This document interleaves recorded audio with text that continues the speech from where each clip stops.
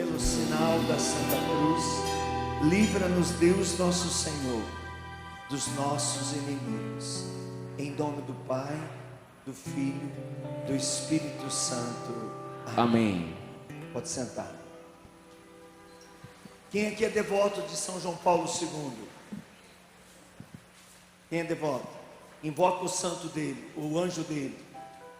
Você sabia quando um santo, quando um filho, um batizado, né? Porque não precisa ter um título de santo para ser santo. Às vezes a tua mãe, a tua avó é tão santa quanto um santo canonizado no altar. E você sabia que depois que a pessoa vai para o céu, o anjo dessa pessoa fica sem fazer nada, e você pode invocar ele para se juntar com o teu anjo na batalha, para nocautear Satanás? Se você é devoto de São João Paulo II, de Santa Faustina, de Santa Maria de Jesus crucificado, de Helena Guerra, Gemma Galvani, Padre Pio, se você é devoto de um santo, seja ele qual for, você só se tornou devoto desse santo porque o anjo desse santo escolheu para lutar por você e foi te convencendo a amar a vida daquele santo, daquela santa, e a pedir a intercessão. Mas eu não sei se você já leu o texto do Evangelho que diz que quando uma pessoa entra no céu, ela não volta mais. Não tem aquela passagem lá que do Lázaro e do rico que gritava: volta. Ó, nem São José volta, tá? A única que volta é a única que foi arrebatada, assunta ao céu, recolhida de corpo e alma. Tem profetas do Antigo Testamento que foram arrebatados, mas isso é uma outra conversa que não dá para explicar agora. Mas a única que tem poder de voltar, se comunicar, e que não é santa, ela também não é deusa, mas ela tem uma onipotência suplicante, é a Virgem Maria. Por isso ela pode estar em todos os lugares ao mesmo tempo, porque aonde está Jesus está Maria, e aonde está Maria está Jesus. Mas o santo é o anjo dele que você invoca. E se você não tem um santo específico de sua devoção, eu vou te ensinar uma coisa poderosíssima. Talvez você nunca ouviu isso, mas comece a experimentar essa graça. Primeiro, antes de eu contar isso, eu quero contar um testemunho meu. Eu perdi meu irmão mais novo. Perdi não, ele está no céu, 50 anos de idade, por causa do Covid. Dia 21 agora, de agosto, vai fazer 2 meses. A dor ainda é muito grande, mas a semana passada eu vivi uma experiência com o anjo do meu irmão que é impressionante. Eu estava com uma situação impossível, mas impossível mesmo. Eu larguei tudo, eu fui para o cemitério e eu comecei a invocar o anjo do meu irmão, não o meu irmão, o anjo do meu irmão, Everaldo.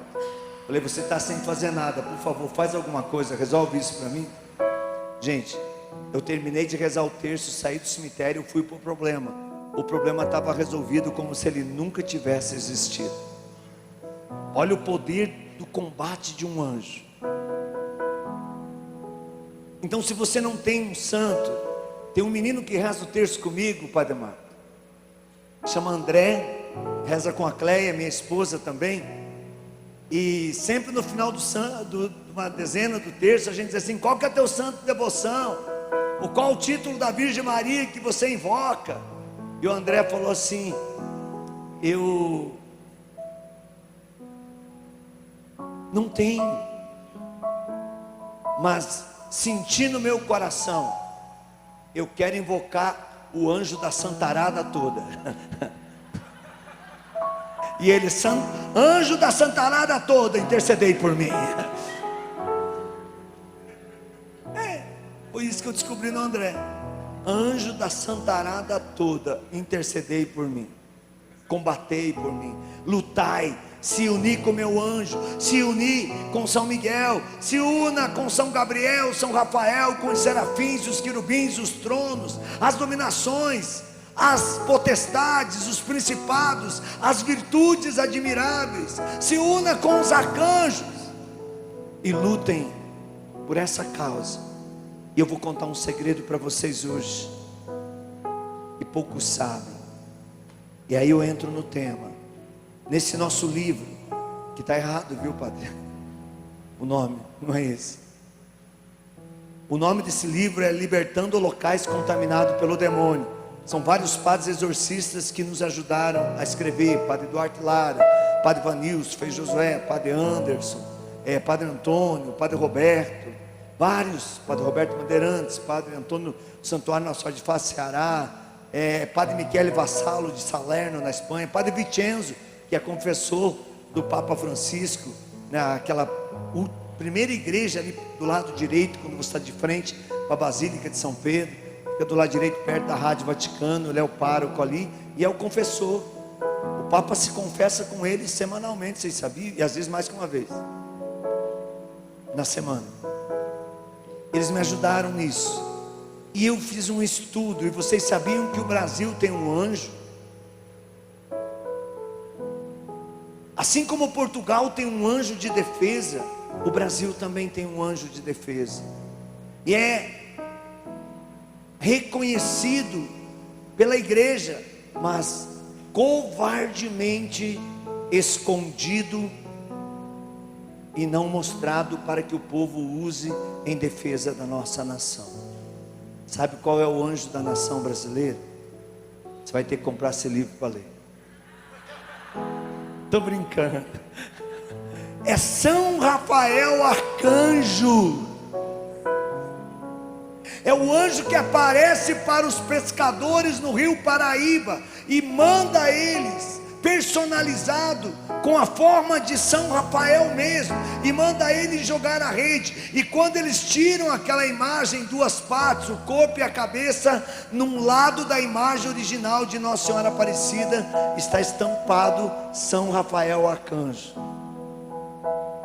E aí você entende porque tantos homens de Deus como o Padre Marcos e tantos outros viajam pelo mundo, e aonde eles viajam, milagres acontecem de uma maneira sobrenatural. Talvez com o Padre Marcos mais do que aqui na comunidade, porque daí o Evangelho está estampado na sua cara. Os profetas não são conhecidos na sua pátria. Ali eles não podem, eles fazem milagre, mas eles não podem fazer muitos, porque não são reconhecidos. E por onde eu passo, que o Padre Marcos passou nesse mundão afora, gente, é testemunho de milagre que é impressionante. E eu comecei a reparar também pelo meu ministério. Eu fui para a Coreia, e eu não tinha tempo de deixar fazer a leitura em português e o tradutor traduzir para o coreano. Então eu chamei o tradutor e disse a ele, e ali eu entendi o poder de São Rafael em todo o povo brasileiro. Eu chamei o tradutor e disse assim: seu João, que é um coreano que mora há 50 anos aqui em São Paulo, eu falei: seu João, o senhor leu o Evangelho em coreano. Era a cura do cego Bartimeu, era o primeiro tema. Gente, mais de 400 sacerdotes, 4 bispos, lá tem 4 dioceses na Coreia do Sul, cardeal, monges budistas, diga-se de passagem que elas têm uma comunhão linda de diálogo. Monges budistas participando, mais de 10 mil pessoas naquele ginásio. E o meu tradutor começa a ler o Evangelho de Bartimeu, e quando ele começa a proclamar, um padre aqui no palco daquele ginásio de Seul levanta, pede licença ao tradutor em coreano, que eu não entendi, eu achei que ele estava brigando, eu não entendi nada. Começa a ler o Evangelho, e o povo se levanta e começa a gritar: aleluia, glória, glória, aleluia. amém. O aleluia e o amém é o mesmo nosso aqui, até na Coreia, não muda nada. Aleluia, amém. Aí o glória já sai em coreano. Eu nem vou arriscar querer falar aqui. Parece mais um palavrão. E eu não entendia nada. Eu falei, meu Deus, o que está acontecendo? Aquele padre estava cego há 16 anos. E ele era diretor espiritual e confessor de quase todos os padres que estavam ali. E de muitos que estavam naquela assembleia. E quando o padre começa a ler o evangelho, enxergar, depois de 16 anos, eu fiz a leitura.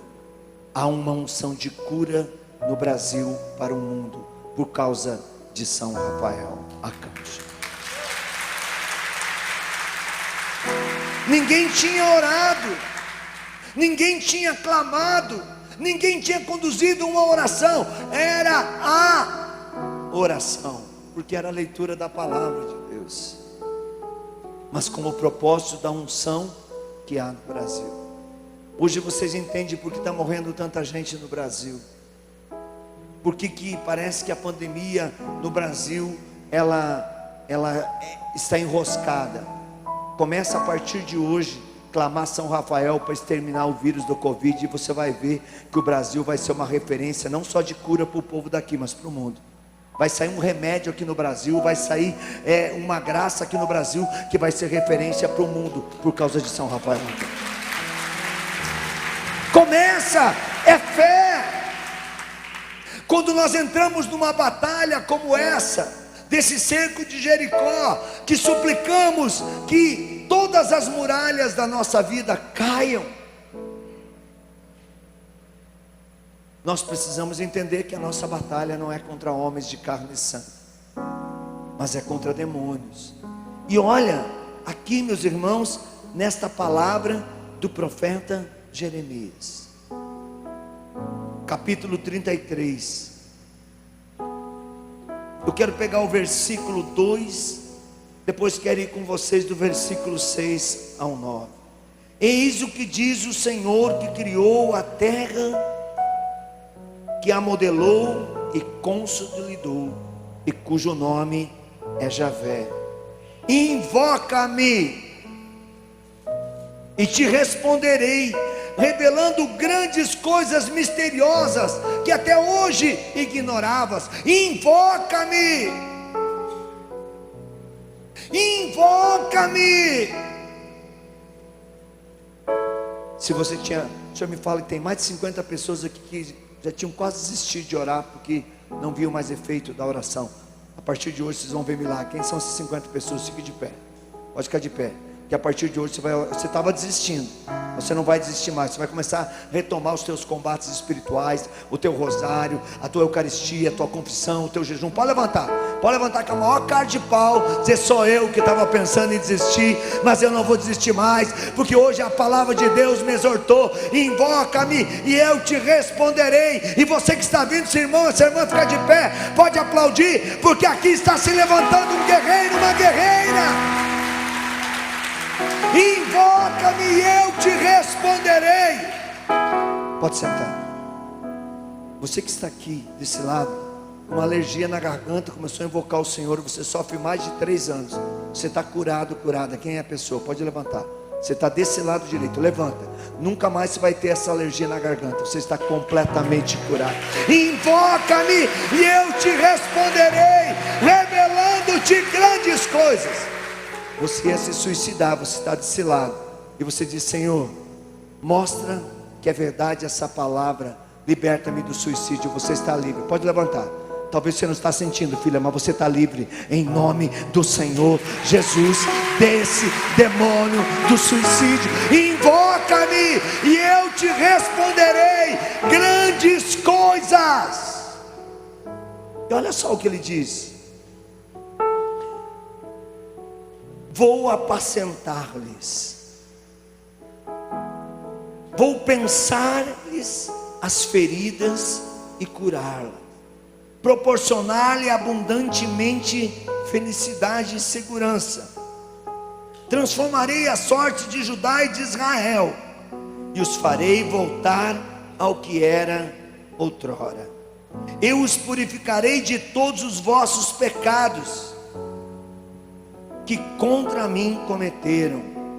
Eu perdoarei todas as iniquidades de que se tornaram culpados, revoltando-se contra mim. Será para mim motivo de alegria e felicidade, glória diante de todas as nações da terra, o saberem todo o bem que agraciei meu povo. Ficarão tomados de receio e temor por causa desse bem e da prosperidade que vou acumulá-los. Aleluia, igreja, aleluia, por essa verdade. Mas para que Deus realize isso, eu tenho que fazer uma faxina. Quando o padre Marcos construiu tudo esse negócio, que devia ter muito lixo para esse lado de cá, não tinha? Tem que fazer uma faxina para deixar essa coisa tão linda. Não precisa rezar aqui, o ambiente já está rezando na gente, padre. É impressionante. Olha para essas imagens desses santos, os anjos que estão aqui, Jesus misericordioso, da Virgem Maria. Eu olho para esse ícone aqui nesse painel. Meu Deus, não precisa fazer força para orar, mas para ter esse ambiente, o padre, a sua equipe, o seu povo de trabalho, os construtores, os engenheiros, os arquitetos tiveram que o quê? Tirar entulho, fazer limpeza. Não se põe obra nova em cima de velharia, porque senão vai perder tudo. Você tem que limpar a velharia, tirar a sujeira, depois você faz. Você não pode pôr uma tinta em cima de uma ferrugem. Você precisa tirar a ferrugem, porque senão o estrago da tinta vai fazer com que a ferrugem se espalhe ainda mais, vai ser maior. A mesma coisa é você vir em uma batalha espiritual e continuar com ódio, raiva, mágoa, falta de perdão. Faça uma faxina. Cada noite você e eu somos convidados nessa batalha. As muralhas cairão, nesse cerco poderoso. Somos convidados a limpar o nosso coração. E Nossa Senhora diz que em Medjugorje que é preciso tomar algumas atitudes práticas.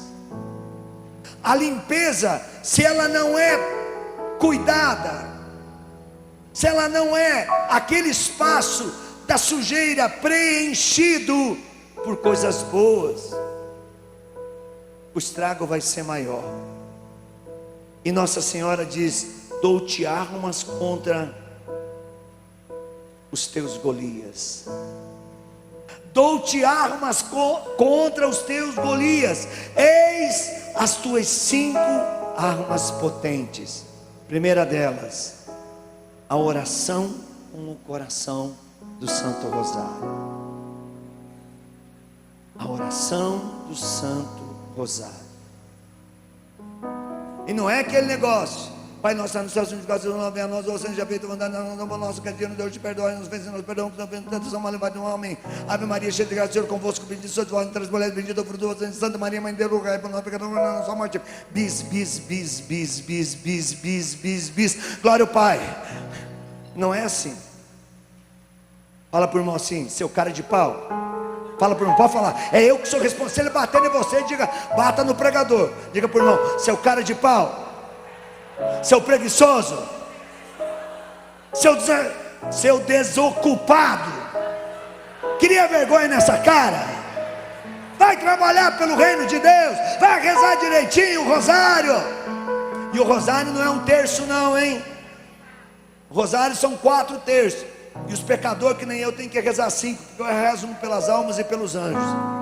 Eu tenho que rezar 5 terços todo dia. Sem contar que eu rezo o terço do exorcismo do Santo Jesus, o terço de Jesus é pedra, o terço da Divina Providência, o terço da Divina Misericórdia, o terço de São José, a quaresma de São Miguel permanente, o rosário do Espírito Santo e a novena do Espírito Santo, a novena das mãos sanguentadas, a novena de Maria de Jesus crucificado. Faço a liturgia das horas, a Lexio Divina, a leitura orante, vou à missa e ainda tenho tempo para pecar, gente.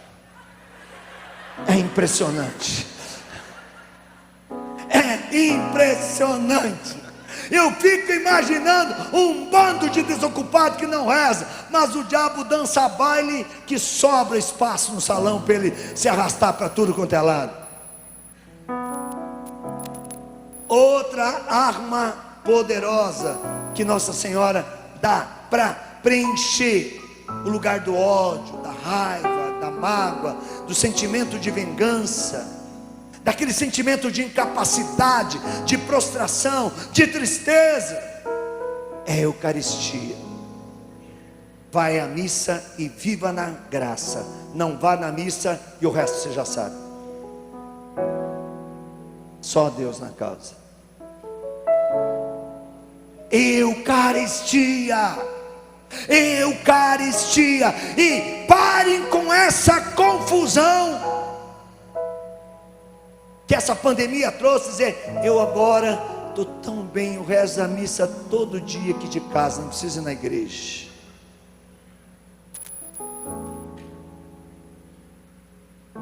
Cara de pau. O Papa disse que a missa de preceito é para quem não pode ou para quem não tem, mas não para quem pode e tem e não vai. Ah, mas encheu a igreja. Mas eu não vi encher a rua, eu não vi encher a praça, eu não vi ninguém trepado pelo telhado, descendo para Jesus através do Padre Marco, do Jerry, curar e sair caminhando. Meu irmão, minha irmã, bata a palma para quem está ao seu lado. E sim, um corajoso, uma corajosa, porque está aqui nessa noite. Pode aplaudir. E pode aplaudir os mais de 7.000 irmãos que estão em casa agora, pelas redes sociais, que também são corajosos e corajosas. Muitos estão no plim-plim do capeta. Os de Deus estão com o Padre Marcos na batalha aqui. Veja, outra arma poderosa, a Bíblia. Quer destruir o ódio da tua vida, a raiva, o rancor, o sentimento de vingança, ore com a palavra de Deus e você vai encontrar textos. Quantas vezes devo perdoar? 70 vezes 7. Pedro já tinha sido exagerado. 7.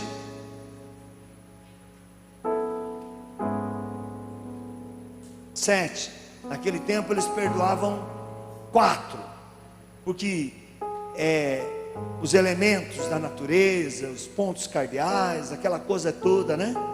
Era 4. Tinha que perdoar no mínimo uma pessoa 4 vezes por dia. Pedro já falou 7. E Jesus vai dizer 70 vezes 7. Ou seja, sempre, sempre. Perdoar sempre, sempre, sempre, sempre.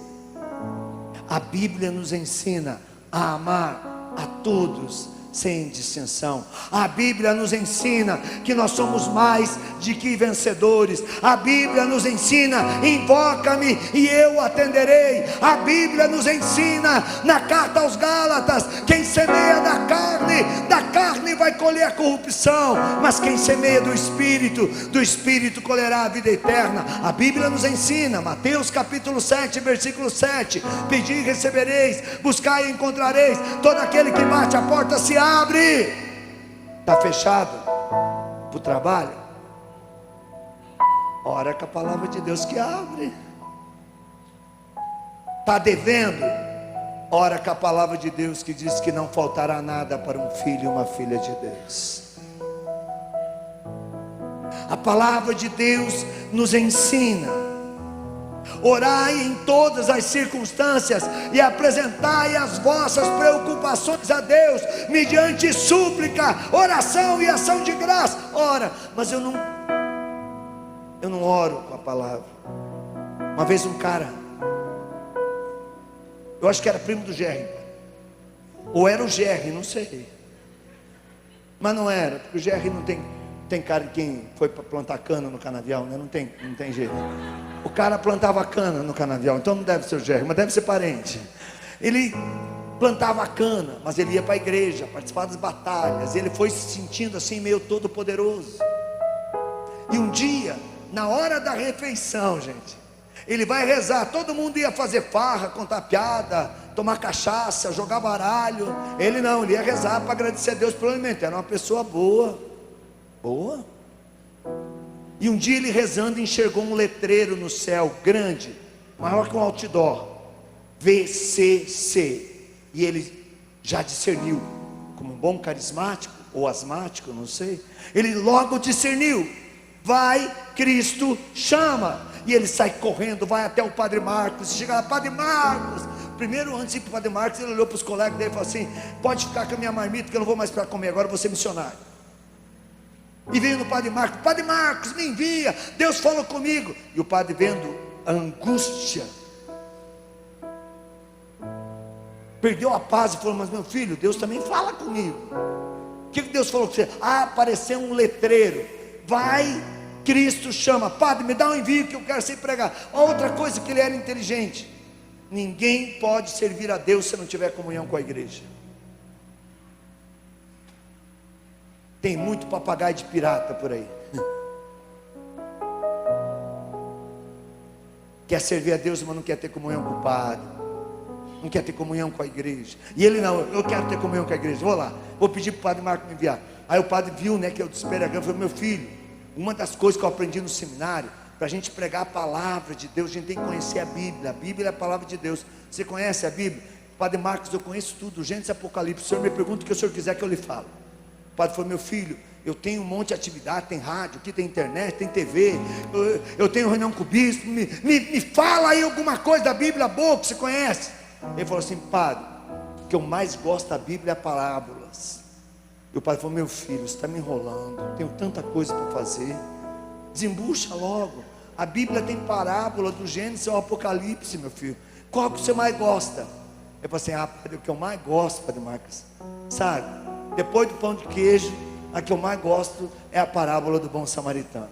Então me conta, meu filho, essa é boa. Parábola de um cunho pastoral muito forte, de um amor, de uma misericórdia infinita, de amor pelo próximo, de doação, de serviço ao reino. Se você me contar essa parábola, como eu tenho uma reunião agora, não posso esperar mais, e ela é uma parábola que não é muito longa, eu te dou um envio. Agora eu quero ver se você já orou com a Bíblia. Se você ora com a palavra de Deus, pela tua expressão, eu vou perceber agora. E ele começou: sabe, Padre Marcos, certa vez desceu um homem de Jericó para Jerusalém. No meio do caminho ele foi tombado pelos salteadores. Quando ele caiu no chão, ele meteu a mão no bolso e tirou alguns talentos. A um ele deu 4, 3, 2, 1, conforme lhe aprazia para cada um. E saindo dali, Padre Marcos, ele está contando a parábola do bom samaritano, padre. E saindo dali, ele foi conduzido ao deserto pelo Espírito Santo, onde ele jejuou 40 dias e 40 noites, e não teve fome, porque os corvos alimento lhe traziam todo dia. E saindo seu padre daquela situação difícil, mas difícil, padre, lá do deserto, ele vai à casa de Jezabel. Pergunta para aquela mulher: mulher, cadê teu marido? E ela, assustada, padre, porque ele estava muito ansioso, olhou para ele e falou: moço, eu não tenho marido. E ele olhou para ela, Padre Marcos, com toda a autoridade, diz: sua safada, você teve 5 e o que tem agora não é teu. E saindo da casa desta mulher, logo à frente, seu padre, ele enxerga Zaqueu pendurado pelos cabelos numa árvore, padre. Não se assuste, porque veio Dalila, padre, e cortou os cabelos, e os restos que sobraram deram 12 cestos. Portanto, Padre Marcos, não se preocupe com o que comer, com o que vestir, porque vosso pai lhe dará tudo na hora certa. E logo à frente, seu padre, para encurtar a história, porque tem mais algumas linhas, eu não quero contar tudo para o senhor hoje, vou deixar para contar outro dia. Ele enxerga o velho Simeão, que ergue os braços para o alto e diz: tudo está consumado. Padre Marcos falou assim: meu filho, foi Deus que falou com você. Você só errou discernimento. Desde você ter entendido, vai, Cristo chama, você deveria ter entendido, vai, continua cortando cana. Continua cortando cana, dá mais resultado, dá mais resultado. E o Padre Marcos já estava desesperado: onde é que ele vai me levar agora? Vai, continua. Quem quer servir a Deus e não lê a palavra? Meu filho, vai fazer muita confusão, vai causar muito estrago. Por isso Nossa Senhora diz: palavra de Deus. Um dia eu estava num retiro do Padre Léo, Padre Marcos. E tinha uma mulher, era uma missa na minha cidade, 8.000 pessoas, toda a primeira quinta-feira.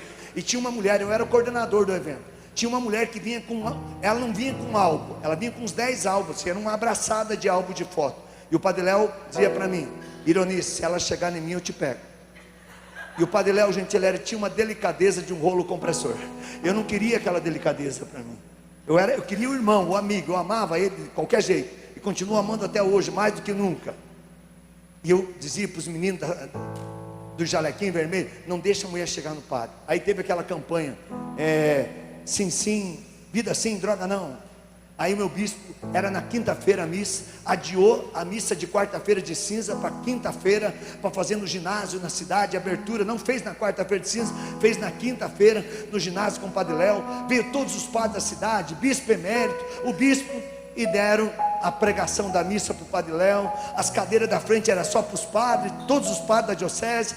Quando eu entrei, eu era o comentarista da missa. Quando eu entrei, a mulher na primeira fila sentada, não tinha ninguém, e do lado, aquela pia de álbum de foto. Eu falei: não vai dar certo, hoje a coisa vai ficar feia para o meu lado.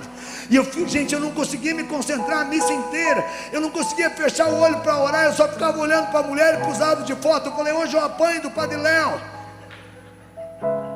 Terminou a missa, não aconteceu nada. Os padres sentaram do lado, atrás, ninguém sentou nos álbuns, ninguém sentou, ela não tocou nos padres, não pediu oração para ninguém. Eu falei: a mulher hoje está comportada. Terminou, o padre desceu do palco, era um palco no ginásio esporte. Ele com aquela Bíblia Tebe dele, com aquela casula de morcego lá, que abre as asas e fica tudo aberto assim. Ele desceu, a mulher veio correndo com aquele maço: Padre Léo, Padre Léo, eu venho aqui, e esses de vermelho nunca deixaram eu chegar. Olha quanta foto, Padre Léo, para o senhor rezar. O senhor vai rezar para mim hoje, né, padre? Imagina o bispo, todo mundo lá, todo mundo. Ela entrou na roda, os padres estavam tirando os paramentos ali. Ela entrou no meio. O Padre Léo falou assim, com a Bíblia na mão: sim, minha filha, eu vou orar por você. Chamou o ministro: segura a Bíblia. O ministro soltou a Bíblia no cantinho do palco assim. Padre Léo puxou a manga da casula, baixou a mão e deu um pé do vidro na mulher, gente. Voou foto para tudo quanto é lado. Os padres começaram a catar foto, o bispo catando foto. Padre Léo vazou pela escada e foi embora. Eu falei: vai ser preso. E eu tinha que levar ele 2,5 km até para Betânia. Eu falei: eu vou apanhar. Mas eu me preparei. Eu estava que nem mulher de bêbado. A pancada não vai doer, vai arder, mas não vai doer. Mas eu estou pronto. Entrei no carro, deixei ele no carro uma meia hora esperando, porque eu tinha que ajudar a arrumar confusão ali. Levei eles 2,5 km dentro do meu carro, na comunidade de Betânia. Desceu na casa, não falou uma palavra. E eu também. Deus dá juízo, a gente tem que de vez em quando usar o juízo, gente. Fiquei quieto também. No outro dia eu peguei ele, porque eu tinha que levar ele para a rodoviária. Fui a Betânia, peguei ele, passou em casa, tomou café, entrou no carro, entrou em casa, tomou café, saiu do carro, saiu de casa, sem uma palavra. E eu também. Foi embora. Passou um mês, gente. Fui buscar o Padre Léo na rodoviária. Peguei ele estava sorridente. Filho, pensei muito de você essa semana. Eu falei: vai sobrar, né? Mas não lembrou da missa, né, padre? Graças a Deus, eu pensei, né? E comecei a dizer: Senhor, se ele bater, que seja de leve, Senhor, por favor. Fomos para o ginásio. Chegamos no ginásio, a mulher estava lá, gente. Eu falei: tinha que vir. Falei: podia vir a polícia, mas não ela. Sem nenhuma foto na mão, ajeitada, tinha cortado o cabelo, pintado as unhas, passado um batom, toda tipada. Aquela mulher que parecia coisa ruim, estava ajeitada. Aí a gente entrou, celebrou a missa, terminou a missa, não precisou ninguém cuidar dela, não foi no padre. O padre até foi cumprimentar ela, ela cumprimentou o padre. Eu falei: meu Deus do céu. Mas silêncio tem limite, né? Quando a gente entrou no carro, eu ia levar ele para Curitiba. Eu falei: é 3 horas de viagem, eu vou apanhar na estrada, mas dá para curar. Até Curitiba ele reza para mim, eu sou curado. Ele dentro do carro, falei, na saída da minha cidade, eu paro. Eu estou aqui com meus botões. O senhor lembra da missa do mês passado? Eu lembro, filho, todos os bispos, padre. Eu falei da mulher das fotos. Lembro, meu filho, eu fui até cumprimentar ela hoje. Falei, padre, mas o senhor lembra o que o senhor fez? Lembro. Falei, padre, eu vou lhe falar uma coisa. O senhor não me xingou, mas eu vou lhe xingar agora. Eu vou dizer, padre, com todo o respeito que eu tenho do senhor, se sou eu que dou um pé do vidro naquela mulher, eu estava na cadeia. Ele falou assim, você é muito retardado. Falei, pode xingar, eu quero saber o que tinha na sua mão, que aquela mulher não fez nada para o senhor. Ele falou assim, eu falo que você é retardado, você não acredita. Eu não estava com a Bíblia na mão?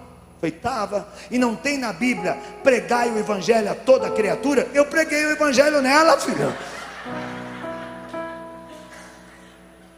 Eu só preguei o evangelho nela, e ela se converteu. Padre Marcos, se alguém incomodar, prega o evangelho. Prega o evangelho, Padre Marcos, que vai resolver. Garanto que vai ter um monte de conversão. É a palavra de Deus, Nossa Senhora fala. Outro ponto. Aqui, gente, quero lembrar um santo da igreja. Quanto tempo eu tenho? Meu Deus, tem tempo para falar demais. Nunca me deram tanto tempo assim. Estou com crédito, hein? Caraca! Jerry, depois nós conversamos. Obrigado, Jerry. Santo Antônio Maria Claret diz assim: nunca te arrependa de comer pouco. Ele não manda fazer jejum, mas ele sabe ensinar você a mortificar o corpo com a sua sabedoria de um grande, mas um grande pedagogo da fé. Nunca te arrependa de comer pouco e seja feliz, faça jejum pelo menos uma vez por semana. O jejum é uma arma poderosíssima para destruir a raiva, o ódio, a divisão, o sentimento de vingança. O jejum é uma arma poderosa para te tornar invisível diante dos teus inimigos. Você emagrece tanto que ninguém te vê.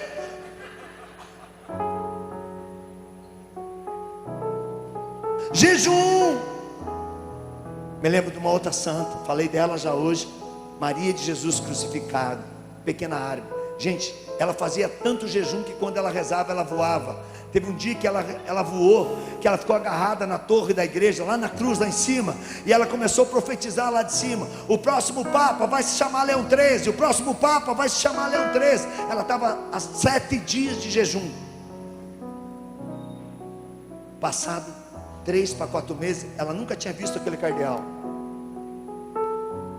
Ela nunca tinha ido a Roma. O Papa morreu, teve um conclave, elegeram um Papa. O cardeal, que ela falou o nome do cardeal também, que ia ser eleito Papa 3 meses antes. Olha a intimidade com o Espírito Santo pelo jejum. Falou, e ele vai se chamar Leão XIII. Passado 3 meses, ele foi eleito Papa. E ele escolheu o nome do pontificado de Leão XIII. Ela, pequena árabe, o tio dela queria que ela casasse com um árabe, mas ela tinha se consagrado a Deus, ela queria ser inteiramente Deus. Sabe o que o árabe fez? Pegou uma adaga e cortou o pescoço dela, cortou até os anéis do pescoço dela. Pegou o corpo dela morto, esvaído em sangue, jogou num terreno. Sabe quem foi buscar ela no terreno por causa do jejum? Nossa Senhora.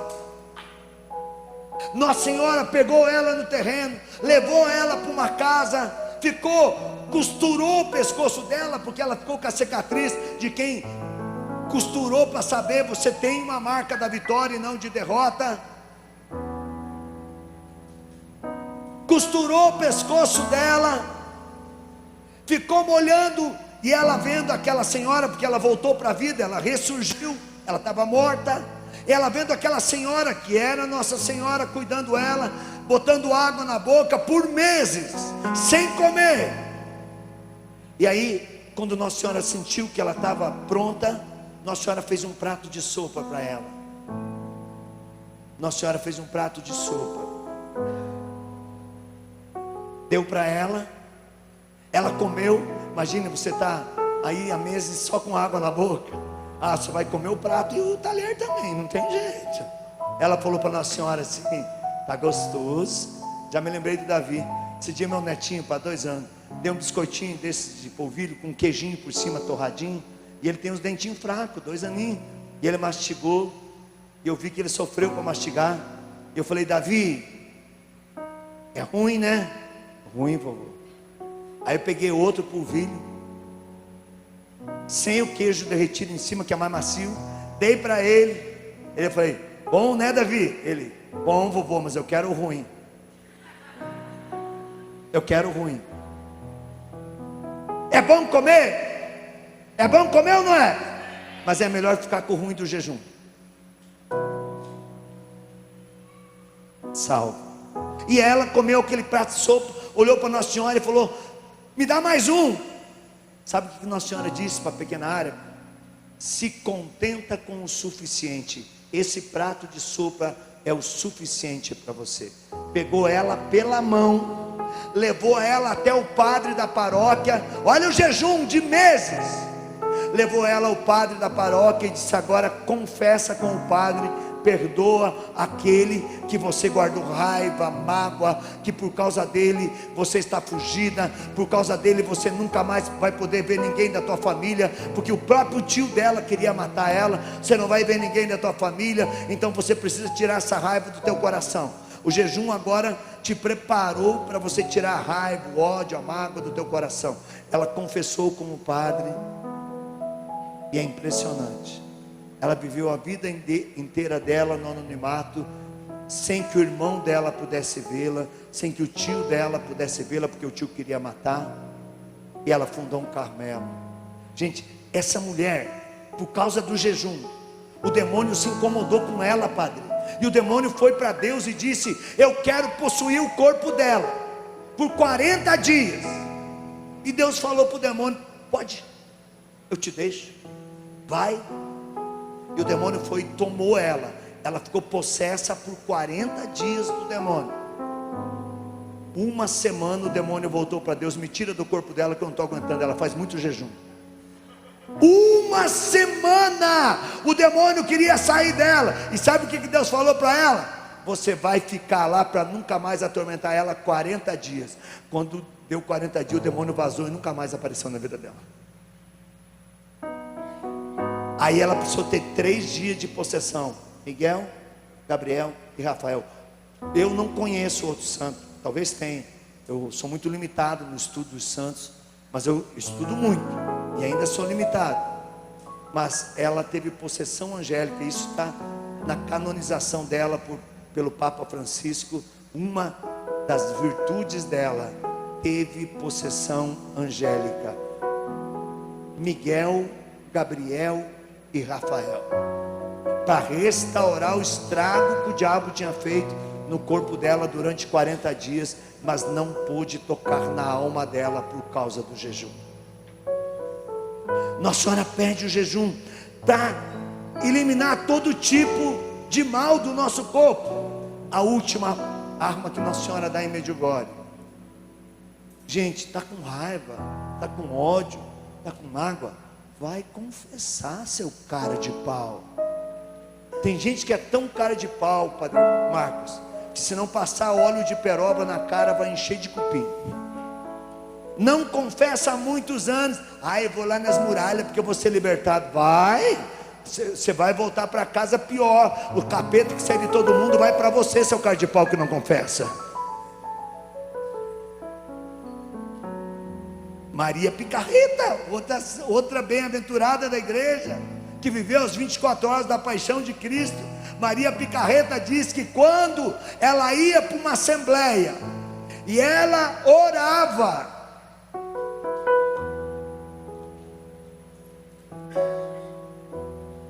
ela enxergava uma multidão sendo libertada, e aqueles que em muito tempo não se confessavam, os demônios que saíam daqueles iam para quem não se confessava. Quanto tempo faz você não confessa?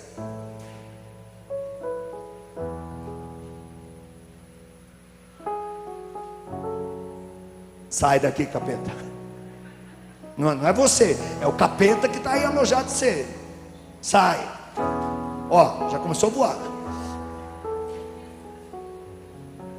Não brinca, é sério. E não fica com medo, porque ele é derrotado. Gente, eu confesso toda semana.